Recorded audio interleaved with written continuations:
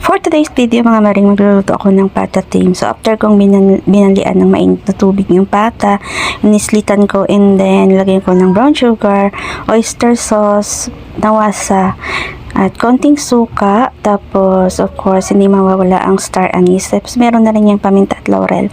And ayan, tatakpan ko na ng aking bagong pressure cooker.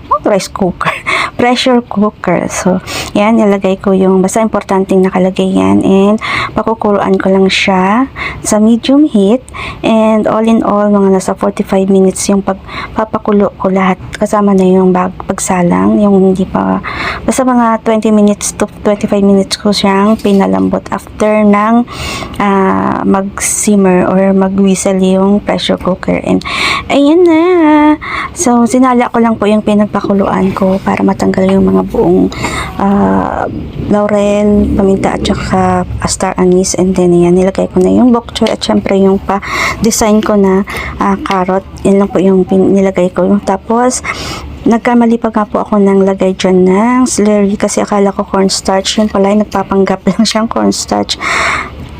Cassava flour po yung nailagay, pero okay naman, goods naman siya. And yan na yung aking nilutong pata team, and dahil ako ang nagluto, so feeling ko perfect. O diba, syempre, so yan lang, bye bye.